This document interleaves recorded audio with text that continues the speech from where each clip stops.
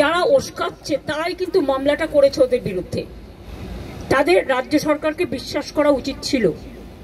আমি নিজে ওদের সাথে মিটিং করেছি। শিক্ষকদের কাছ থেকে আমরা মিনিমাম সম্মান, সৌজন্য এটুকু প্রত্যাশা করি।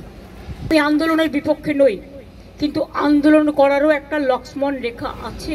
আপনি বারবার আশ্বস্ত করছেন, তা সত্ত্বেও দেখা যাচ্ছে শিক্ষকরা আন্দোলন করছেন। দেখুন প্লিজ, আপনারা আমাকে এটা নিয়ে কিছু বলবেন না। আমার যথেষ্ট সিম্প্যাথি ওদের প্রতি আছে, ছিল এবং থাকবে। কিন্তু আপনাদের একটা জিনিস মানতে হবে, আমি তো মিটিং করে বলেছিলাম আমরা রিভিউ করব। কোর্টের ব্যাপারে আমাদের আইন মেনে চলতে হয়, একটা বাধ্যবাধকতা থাকে, এটা সবাইকে বুঝতে হবে।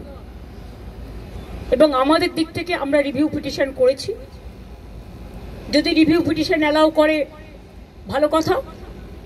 আমরা চাইব, আমাদের আইনজীবীরা চাইবেন তাদের মতো যাতে ওদের চাকরি থাকে। কিন্তু সেখানে কোর্ট যদি কোনো ডিসিশন নেয় তাহলে আমি বলতে পারি না যে আমি মানব না, কারণ কোর্টের ডিসিশন মানতে আমরা বাধ্য। কিন্তু সেক্ষেত্রে এখনো পর্যন্ত কারো মাইনে বন্ধ হয়নি। এমনকি গ্রুপ সি গ্রুপ ডি যারা টাকা পাবে না তাদের জন্য একটা স্কিম করে টাকা দেওয়া হচ্ছে।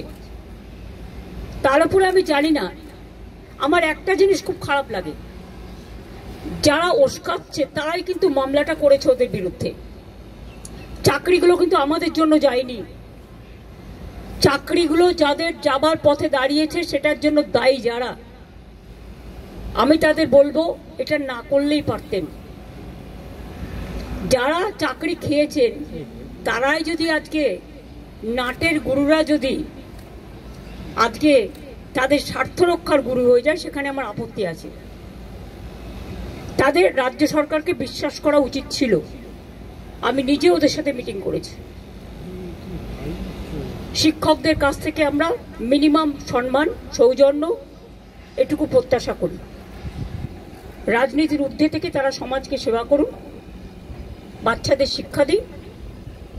সবাই সমান নয়, কথাও আমি নিশ্চয়ই বলবো। অনেকে কাজও করছেন, তাদের সম্বন্ধে আমাদের কোনো অভিযোগ নেই। যারা আন্দোলন করছেন তাদের সম্বন্ধে আমার কোনো অভিযোগ নেই। আমার অভিযোগ একটাই, কাউকে আটকে রাখা জোর করে যায় না, রাস্তা অবরোধ করে মানুষের ক্ষতি করা যায় না, এটা কারো কাজ নয়। এবং এতে বাইরের লোকেরা আছে।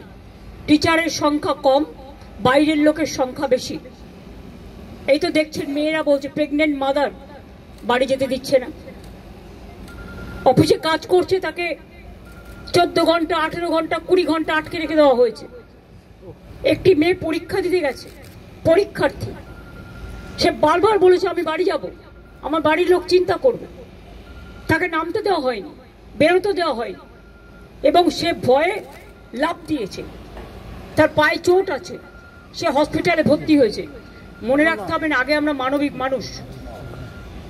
মানবিকতাকে শ্রদ্ধা করলে তাকে ভালোবাসা যায়, তাকে সম্মান করা যায়। আমি আন্দোলনের বিপক্ষে নই, কিন্তু আন্দোলন করারও একটা লক্ষ্মণ রেখা আছে।